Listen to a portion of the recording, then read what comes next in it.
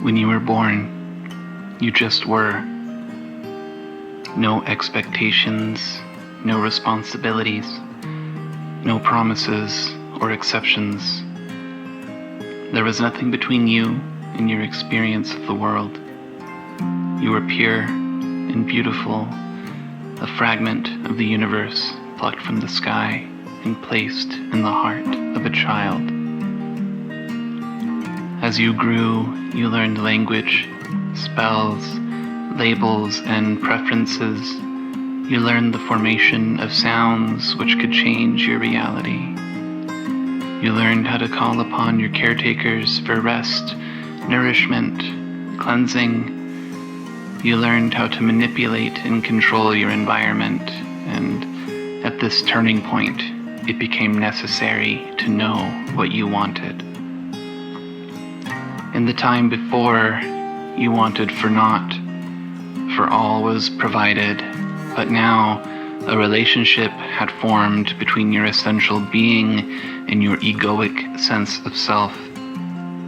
Time lost its context as a river and became a resource with which we trade for experiences, for skills, for goods, and new touchstones with which to identify.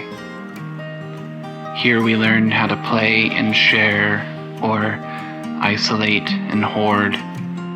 Here we became familiar with our mental genetics and the gymnastics which they seek to practice.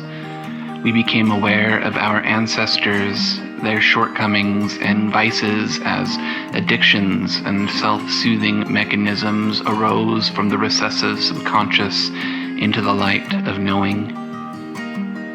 You gained the self which felt natural as well as the self born from shadow. The parts of you which were chosen by inheritance collide with the parts you chose for yourself, and so is born shame. There is no clean outcome for self-hatred, and yet the majority of the human race lives within it, sheltering their view of that which makes them blind and sick so that they may bathe in the muddied waters of self-ignorance.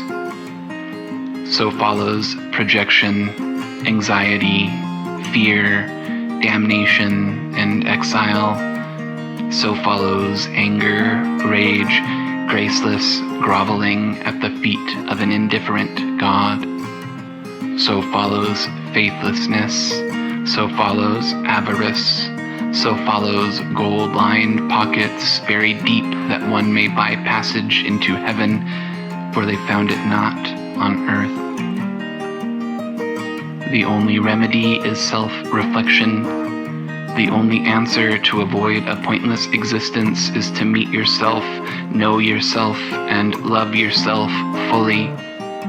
The paths are many: therapy, journaling, prayer, meditation, active imagination. Any such method will yield results given an honest investment and passion for change. The desire to understand oneself will unveil myriad truths, but the true test comes from the act of integration. It is here that pride as a virtue clashes against pride as a sin. The sinful pride themselves on that which could be taken, the lives they have built on unsteady foundation, and the resources banked on labor and wit. The sinful pride themselves on the aspects they repress, the conformity of which they are capable, and their ability to play man-made games which benefit always a superior class. The virtuous pride themselves on their reconciliation. They take pride in their self-love and willingness to see themselves as complete beings with challenges and coursework prescribed by past lives. The pride of the virtuous is radical self-acceptance and the pursuit of love over all else, while the sinful wallow in prideful hatred. The sinful would rather be evil than be wrong, while the virtuous would rather be themselves than be correct. So to be virtuous, you must be honest. In a culture of repression, you must present and be expressive. You must expose yourself to the radiation of the unknowable and elevate the art of your existence through color and choreography. You must dance to the rhythm of your own heart and seek love in the direction which it pulls you.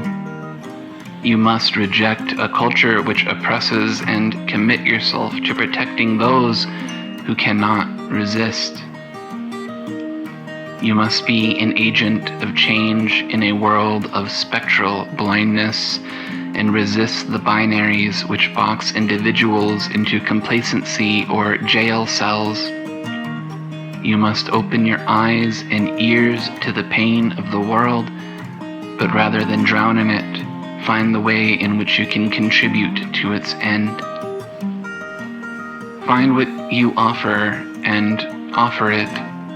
Offer your voice, your song, your art, and your labor. Offer your space, your ear, your cooking, or your favor.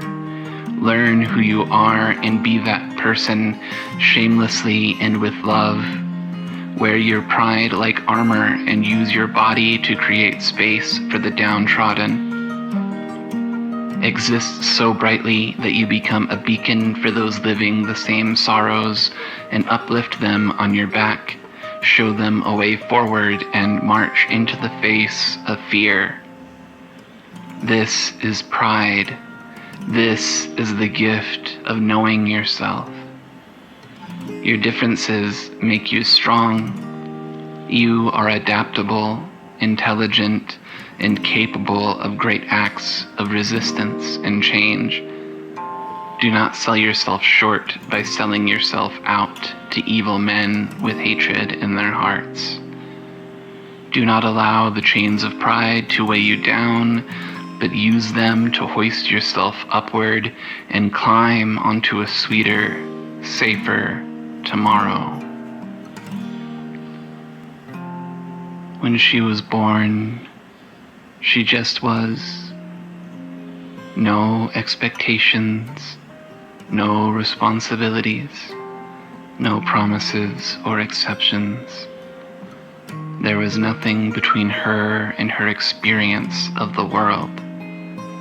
She was pure and beautiful, a fragment of the universe plucked from the sky and placed in the heart of a child. A child born alone in the cold and empty sky. Thank you to my patrons and Complete Club members, Flem de la Fleming, Chris Curious, Martina Duran, Transcending Void, and Walking on Cats. If you are in a position to help grow the channel, please consider joining these fine folks at patreon.com/American Dragon. Join us on Discord. There is a link in the description below. I appreciate you. I love you. And I will see you next time.